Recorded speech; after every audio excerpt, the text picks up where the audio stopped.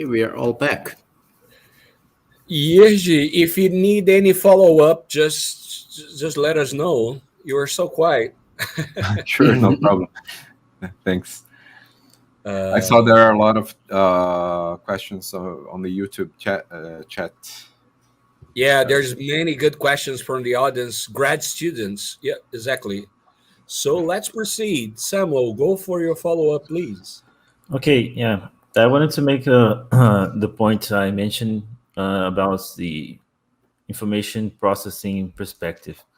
So when reading your book, it seems that the information processing approach is being somewhat downplayed in various parts of the book. For instance, you use like quotations to talk about working memory, and you mentioned that you say that information processing is something related to technological advances of the 60s. So it seems like you're somewhat downplaying this stream of thought, which is very important in current psychology and neuroscience.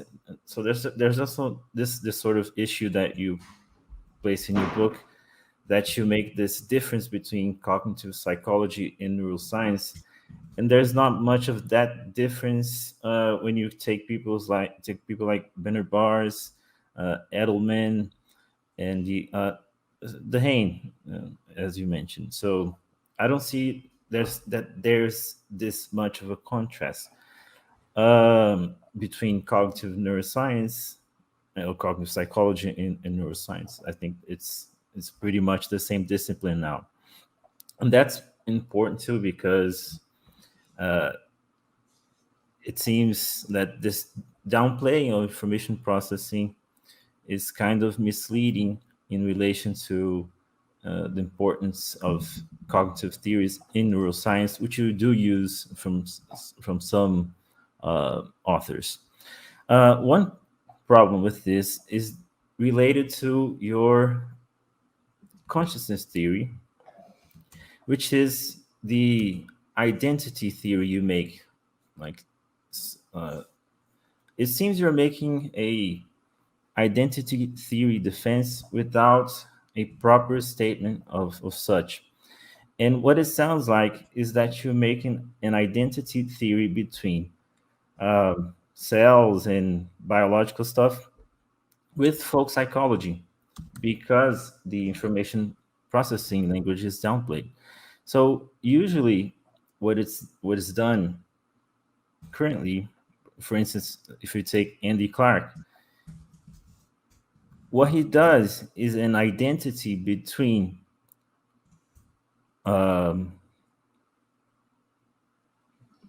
informational processing theories such as predictive processing with brain and mental states. So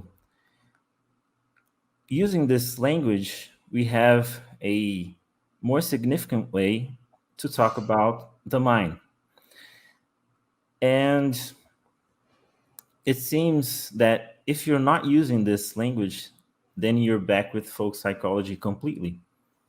And you have an identity theory between folk psychology and the brain, which doesn't stand for many reasons. Also, the second problem of downplaying the informational processing view is somewhat connected to what you say about the narrow view, the narrow pathway view. So, as you know, and you mentioned, there's a lot of evidence that consciousness is related to limited processing capacities.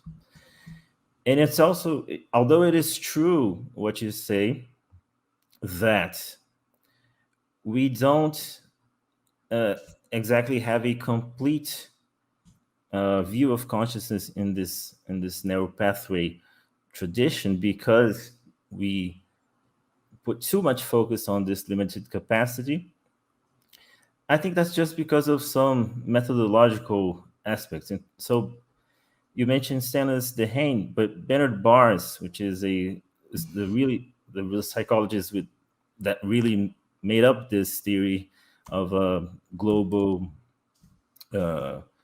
broadcasting theories of consciousness, which is what you're calling the narrow pathway view.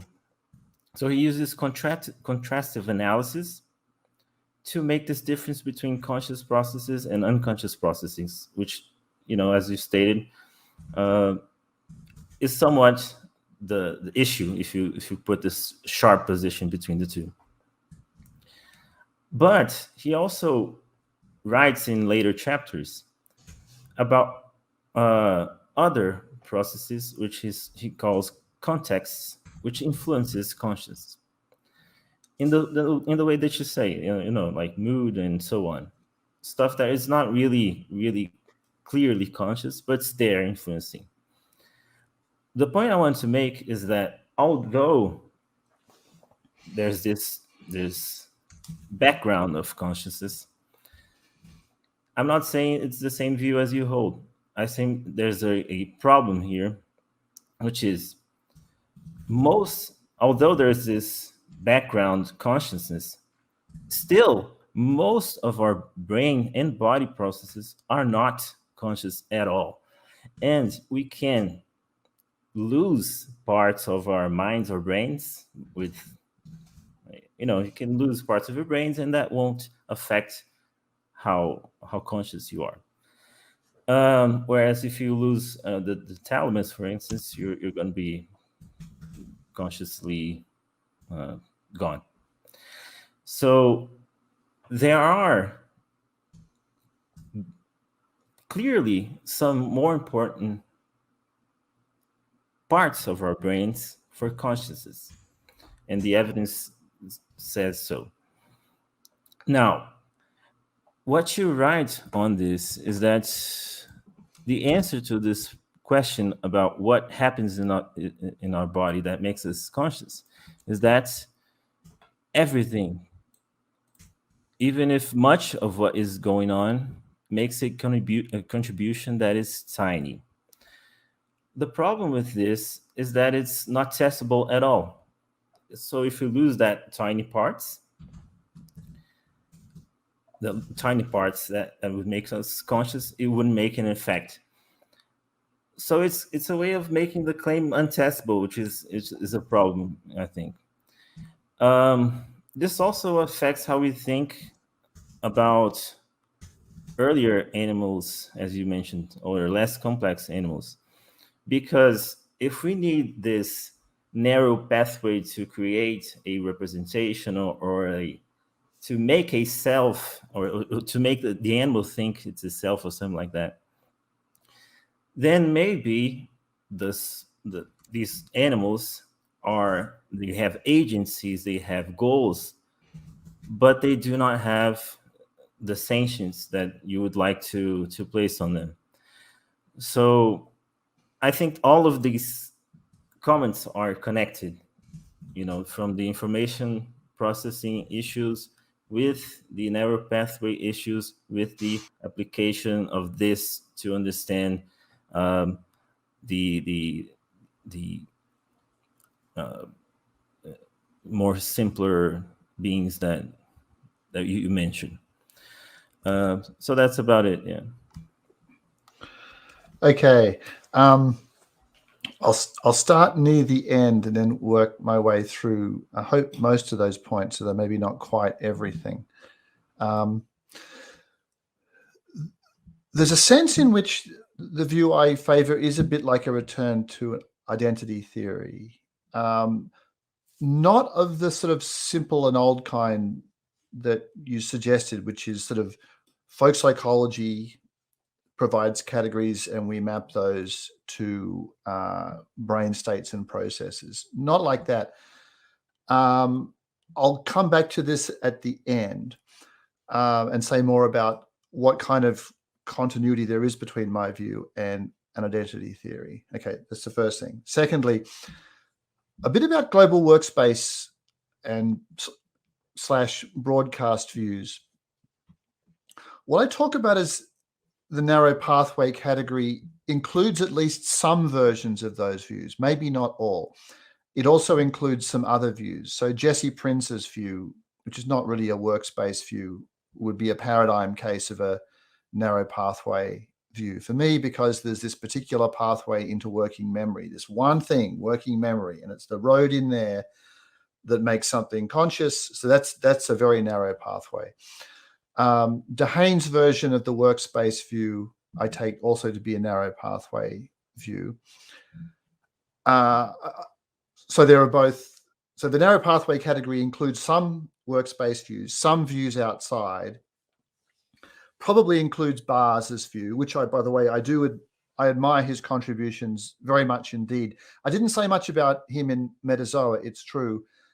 There was a bit about him in Other Minds, the earlier book, and here we do reach a stage where the fact that these books are written for that broad audiences and certain kinds of repetition are to be avoided. And so Bars was more of a character in the first book, and Dehaene was more of a character in the second one. But I do admire Bars's work very much. I wonder, by the way, whether the global workspace family of views is evolving a little bit to become less of a narrow pathway view. I haven't been reading the most recent stuff by Bars, but I've read a few things in and around this tradition. I mean, okay, Dan Dennett has sometimes described his view, the sort of fame in the brain view, as a kind of ancestor of global workspace views. And in the sense in which global workspace views have a narrow pathway, I don't think it's true that Dennett's view is a kind of ancestor. It's a different kind of view. But it may be that the global workspace view, especially because the idea of broadcast is becoming more important, is converging a bit on the view that Dennett sketched and referred to as the fame in the brain view. And then there's not really a pathway there. It has more to do with a kind of a winner-take-all network, the ignition like sort of taking off of a certain component of processing and its domination of what's going on in the brain, something like that. Okay, so that's partly clearing things up. You say I neglect the insights of the information processing tradition. I know what you mean. There are some moments in the book where a contrast with a kind of pure information processing approach, a sort of classical functionalism, is important. But I agree with you that something that's happened in more recent years is the divide between information processing approaches and biological neuroscientific approaches. There's not much of cognitive neuroscience is sort of both, and computational neuroscience is sort of both. There's much less of a divide between those two things. It was helpful to me at certain points in trying to press the importance of physical peculiarities of the brain to contrast the view of the brain in which a brain is just a big signaling and relay device where you've just got cells making cells fire in networks, and that's it. That's really all, and changing each other's patterns of influence in the light of experience. But anyway, that sort of relay-like or telephone exchange-like or strictly computational conception of the brain, that I think of as something that's useful to contrast with the kind of view that I want to defend. So at one point I mentioned a claim made by a neuroscientist in a conversation when I was at Harvard years ago, where it was a Harvard guy. I didn't say this in the text, but it was a Harvard guy who said, look, if we knew the sort of total network properties of a brain, every connection via synapses between one cell and another, neurons only, he was talking about, not glia and the rest of the material there. If we knew all that, if we knew the total network diagram, we would know everything there is to know about a brain that's relevant to, psychology and the mind and things like that. And I think that's not true. Or at least my strong bet is that's not true.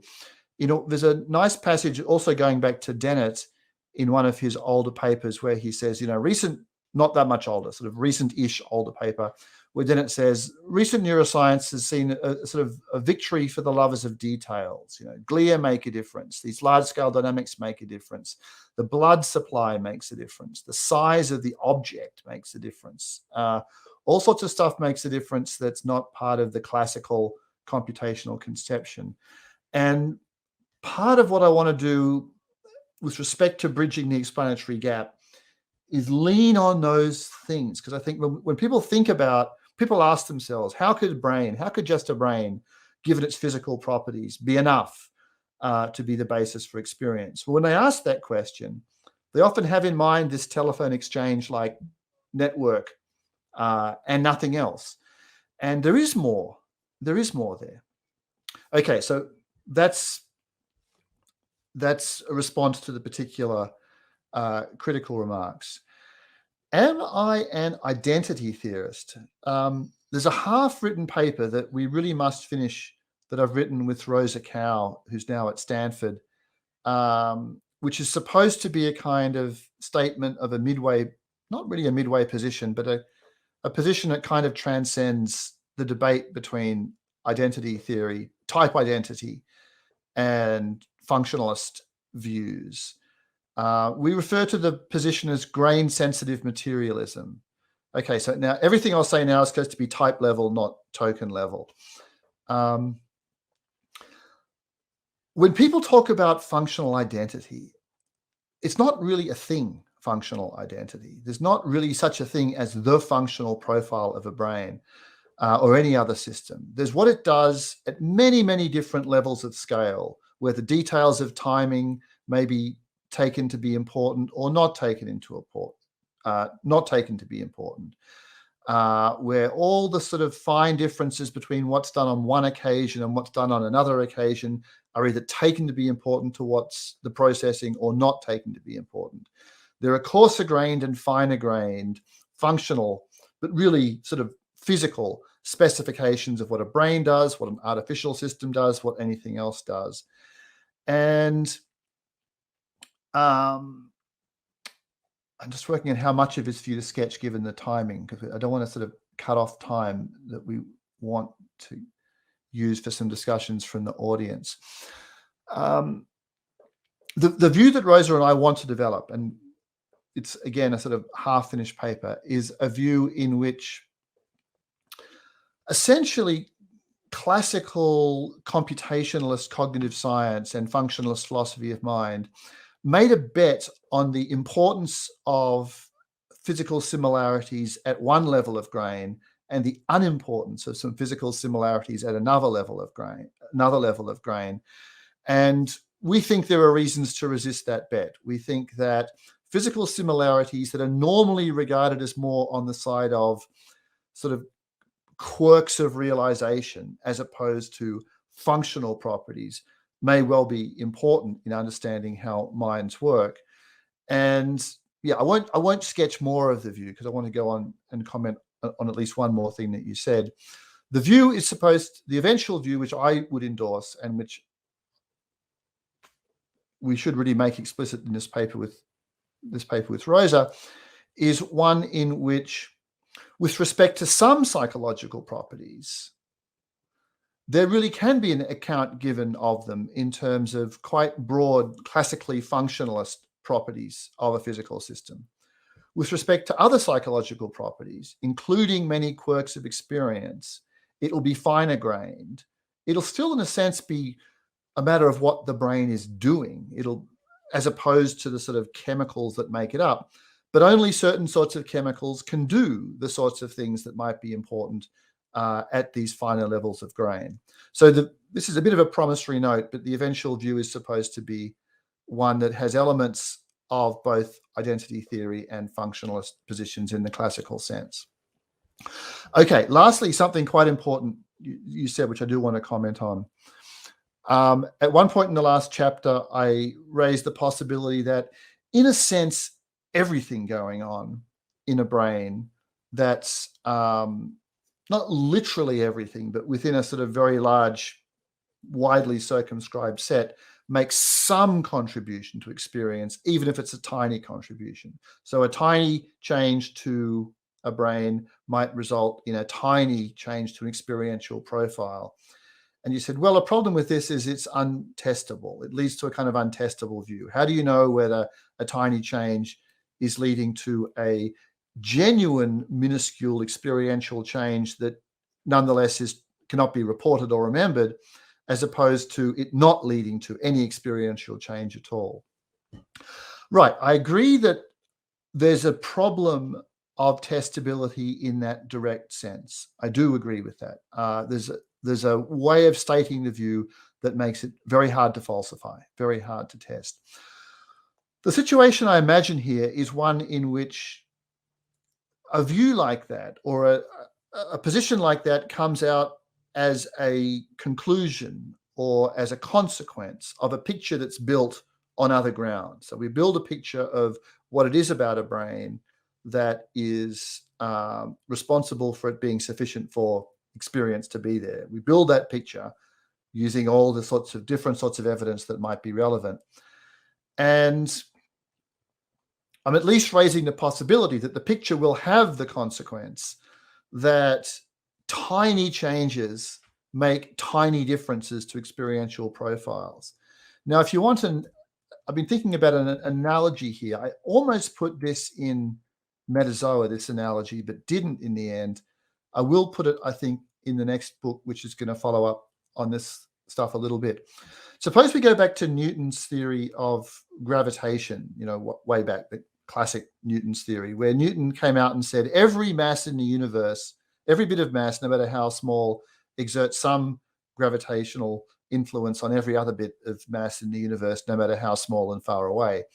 It sounds kind of crazy. Really, this tiny speck out in another galaxy having some gravitational effect on stuff that's happening here. If you try to directly test that, I take it the particular claim of tiny but real influences is extraordinarily hard to test.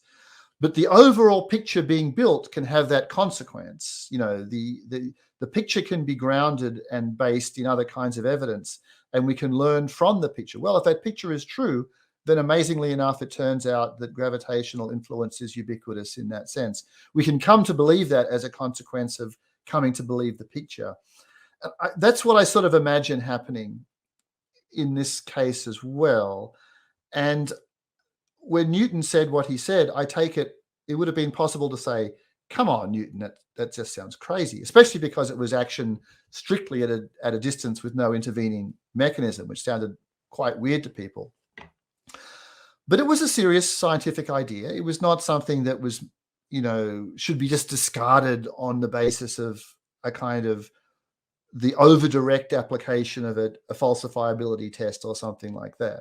So I think of this as not something I can give an empirical argument or other argument for on the basis of material on the table already.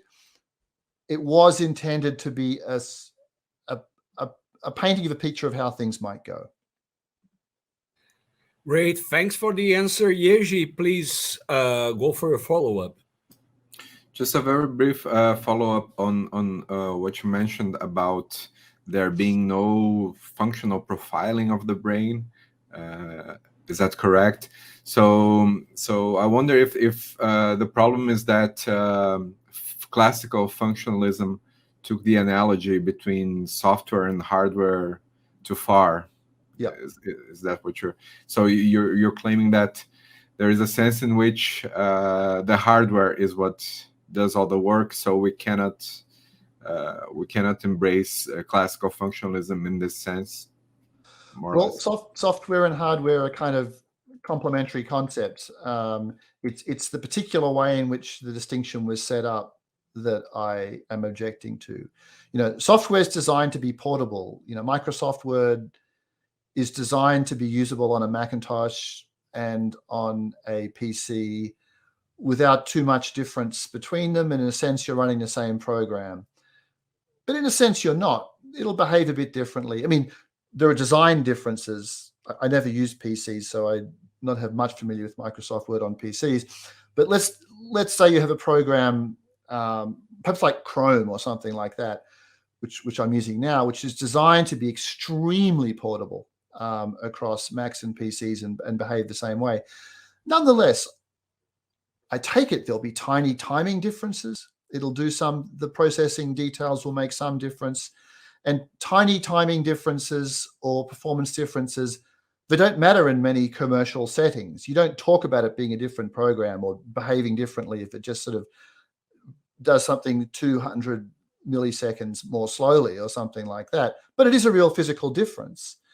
And it's an open question with respect to the brain of what contribution fine-grained physical differences, simultaneity properties and things like that, duplication of an event, duplication across different events, to do the same thing or a different thing on these two occasions. That's a grain-sensitive question. The neuroscientist Walter Freeman has written some good things that bear on this. The idea that neural systems don't really do the same thing twice. There's always details of differences of detail. There's a kind of bet you can make that most of these don't amount to very much, but that's a bet, and it depends on the case. Fine-grained physical differences, it's an open question what difference they make. Great. Okay, great. I'll have a very short follow-up on this idea, the problems of functionalism. I think the multiple realizability thesis, if it's taken in his full-fledged version, implies some sort of dualism. Because if an algorithm could be implemented in any material support, we probably saying that some sort of Platonistic idea there is quite independent from matter. So, I mean, I think it's very risky to assume that. Yes. Yeah, Okay. I sort of agree. Although when people see that as a flaw with functionalism, I tend to think it's not. I doubt if that's a big problem. If the view was great, except for its sort of slight Platonistic hangover, I wouldn't think of that as that big a deal. Great. I don't disagree. Yeah, thanks. I would have a bunch of follow-ups, but I don't want to monopolize the debate. So, Marco, could you read the third question from Maximiliano, please? Yes, gonna share it again. Hold on. So this is his last remark. Materialism and Qualia. Suppose biological materialism is true, so evolution gave rise to minds and living systems. Furthermore, suppose qualia are the qualities we represent of objects. Now we shall distinguish qualia from representations. Representations of a very same object, say a black dog, have many different qualities depending on the vehicle medium of representation. For example, a black dog can be vividly seen, painted, sculpted, printed. So we have different qualia depending on the vehicle of representation. The point is, humans, non-human animals, and trees have different representations when perceiving light. For example, we have one single natural fact, light.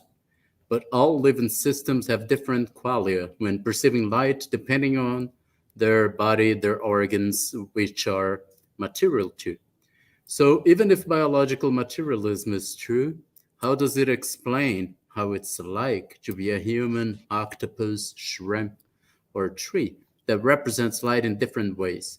Do these different qualities of our representations of light, inter alia, satisfy qualia?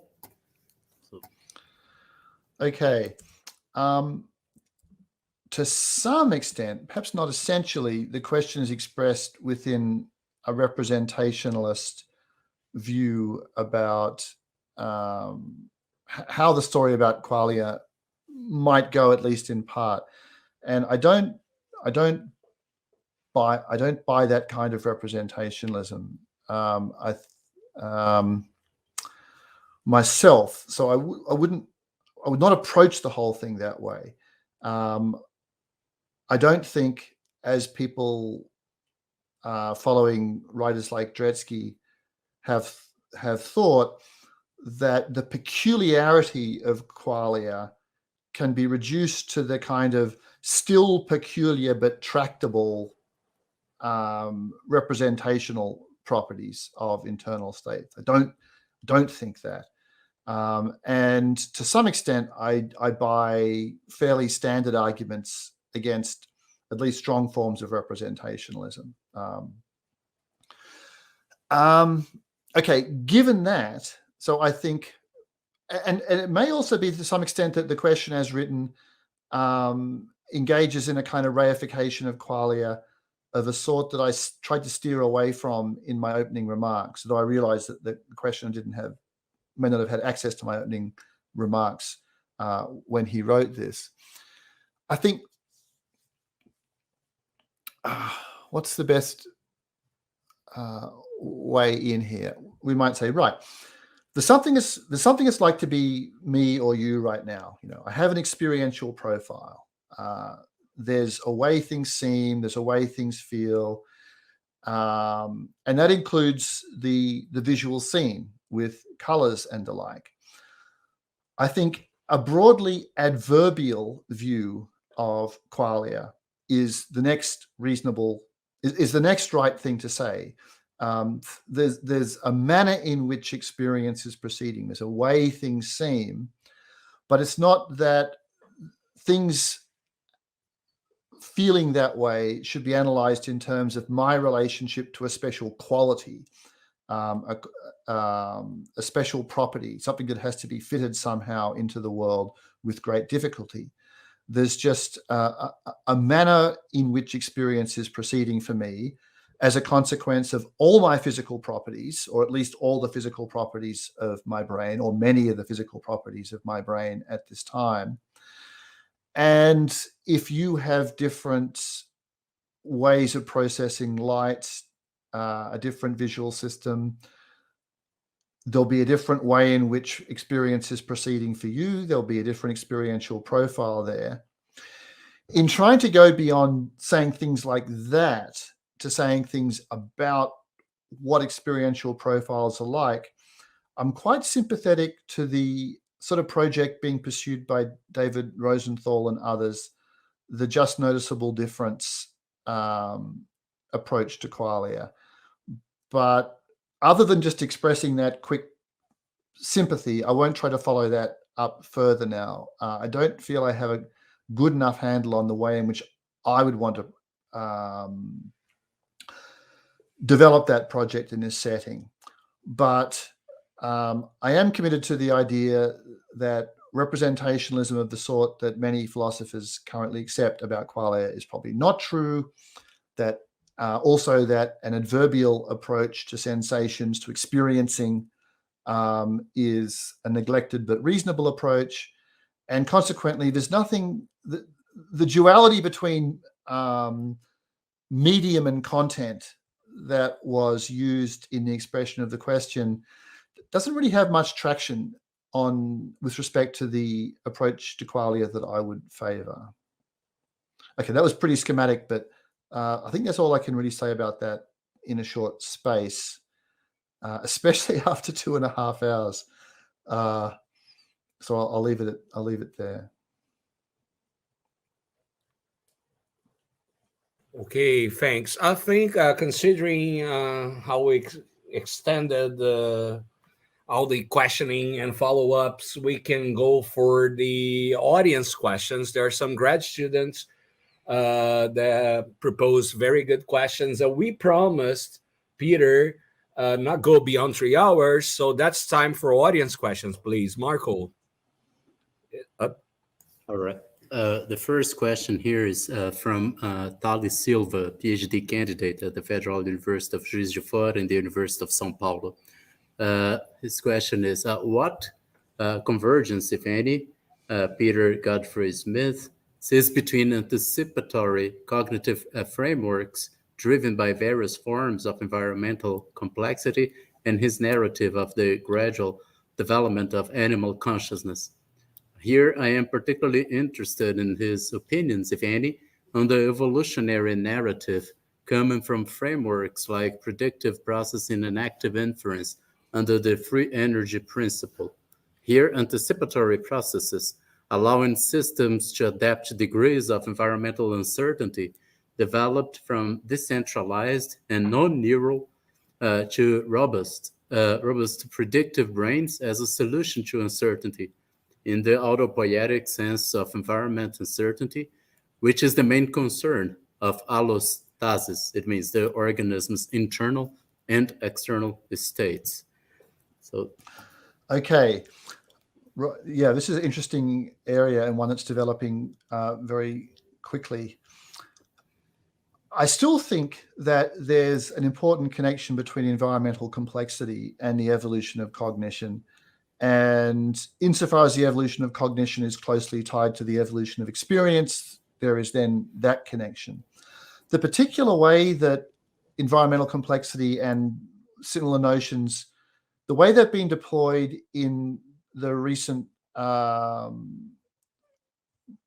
project that goes under the predictive processing label, the free energy principle, active inference, that whole family of views, I'm quite skeptical about the way the idea is developed in that project.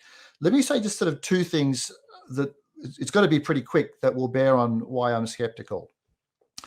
Firstly, sometimes people writing in this area, or often, and making gestures back to the older perceptual control theory program, talk about the idea that, you know, the function of action is to smooth out perception, to prevent surprise, to stabilize experience, to smooth the flow, something like that. Some kind of intervention on the complexity of perception is seen as the function of action.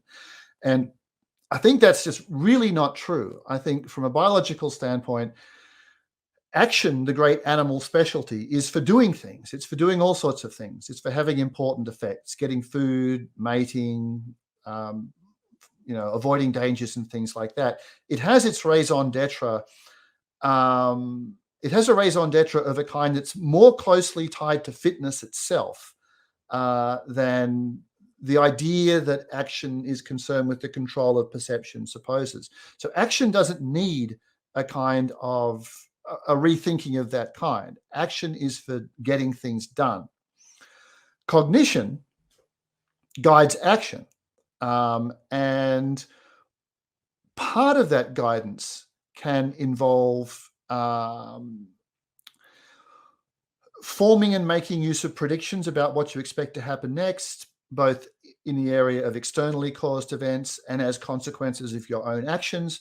So prediction I accept as an important part of perception and the relationship between the two, but prediction is sort of strictly instrumental in the sense that the whole system is geared to getting things done via action.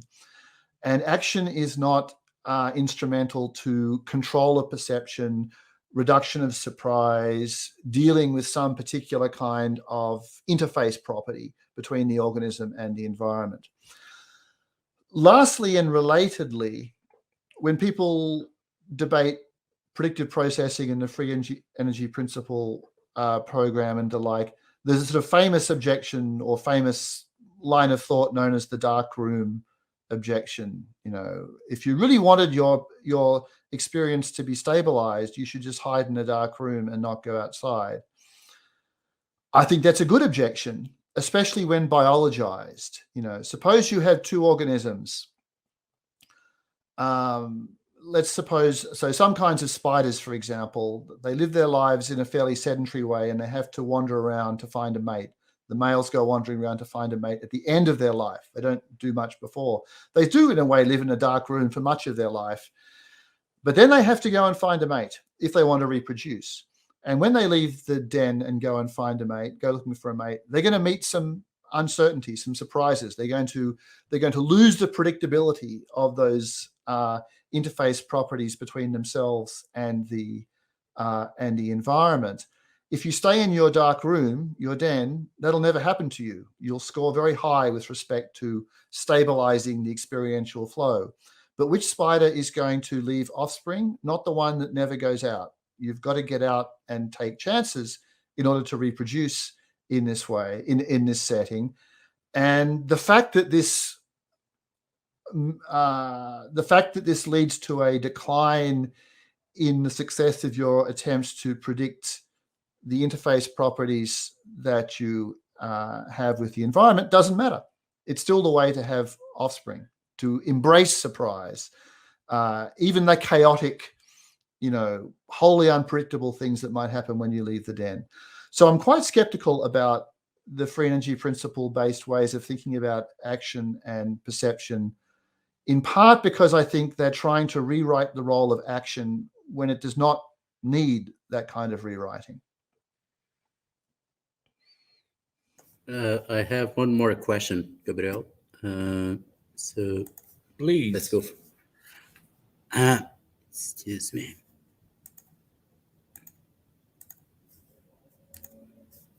All right. So this question is from Victor Barcelos, a master's student at the Federal University of Rio de Janeiro. So 2 questions, actually. The first one, many authors like Eriters and Papineau do not share your intuitions concerning gradualism. Can we conceive or present a borderline case of consciousness?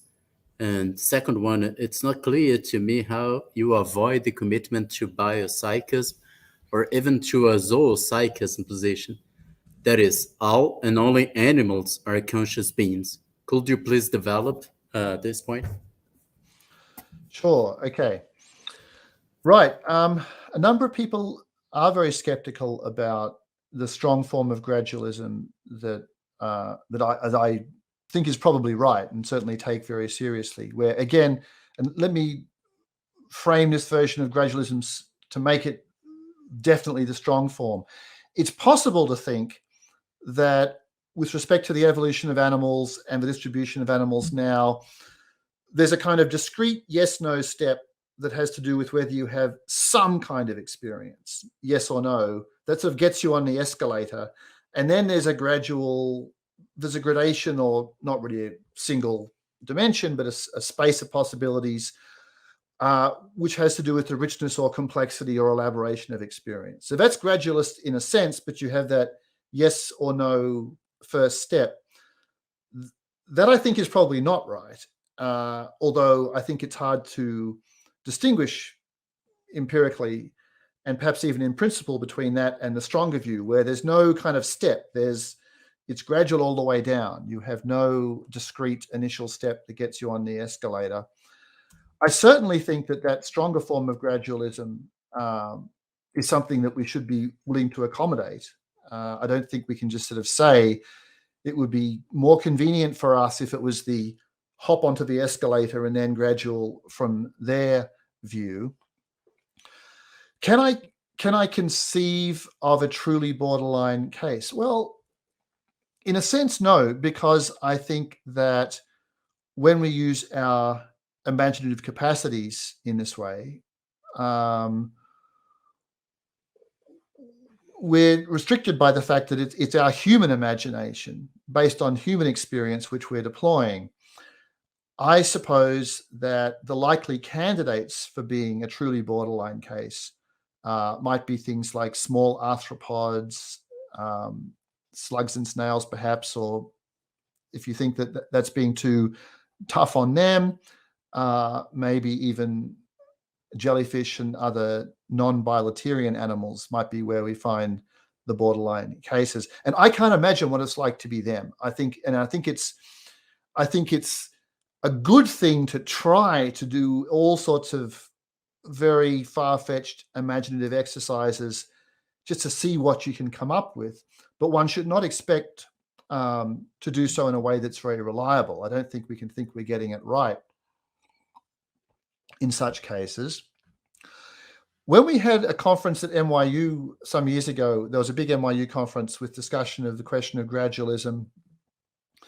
There was some discussion of waking from sleep. So I introduced, I think some other people also introduced the example of waking from sleep as something where you have a useful analogy to a borderline case of the presence of consciousness, certain kinds of moments in the transition from sleep to waking. And look, I do find that quite a natural first case to think about when thinking about a marginal or borderline case.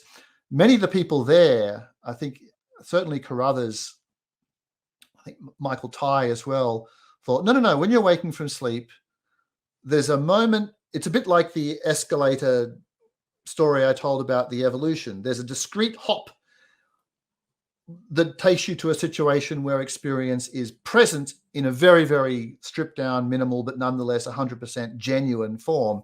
And then you have gradual changes in richness or elaboration from there. Yeah, look, I certainly don't think you can insist on that. I mean, that might be how it is, but it might not be. It might be that it really is, as it seems to me, that there is genuine liminal, marginal, not really there, not really not there states encountered. I do think the sleep case is a very, I wouldn't want to push that as a very serious analogy, but I don't think it's nothing. Okay, last one, the second one on this list. I took a screenshot of this just so I could read it again. Oh yeah, biopsychism and zoopsychism. This relates directly to what we were just talking about with gradualism. And I actually hadn't realized, this is an obvious point in retrospect. What I'm about to say, I think, is obvious in retrospect, but I hadn't thought about it until Victor asked the question. The usual way that,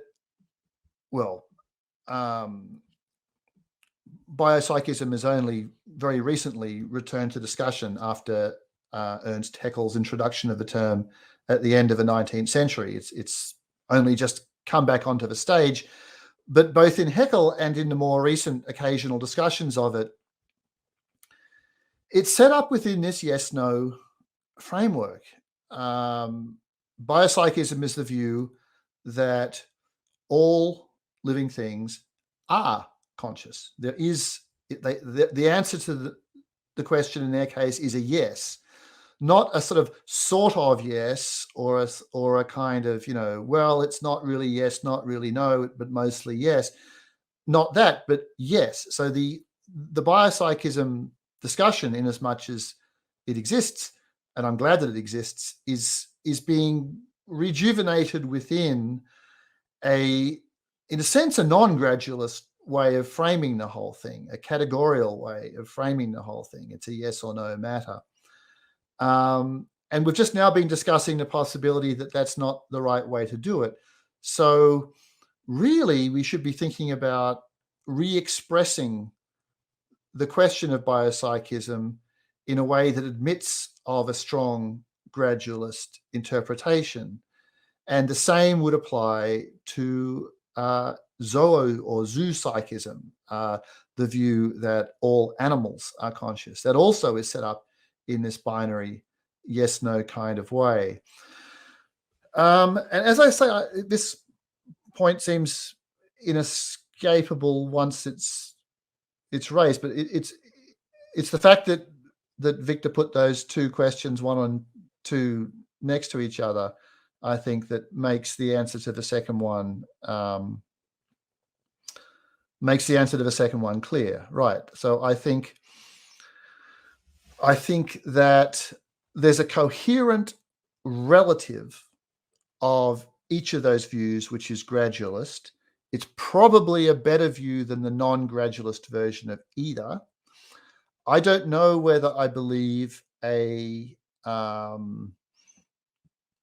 gradualist zoopsychism or some view in which, as discussed a bit earlier in this conversation, you really have some discrete origin events, maybe 3, maybe half a dozen or something like that at different places within the tree.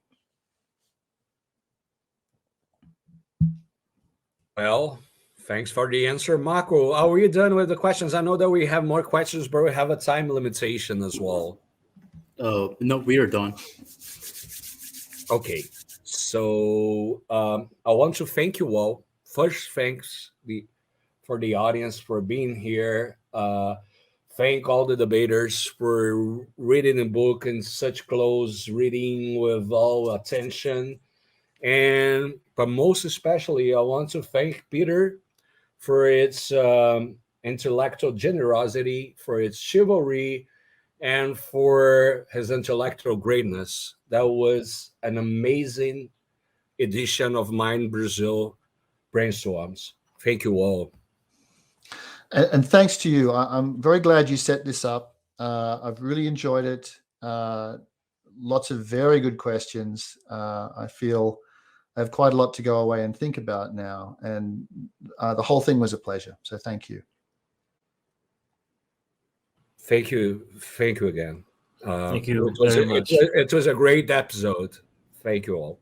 Thank you. Thank you. So, good evening.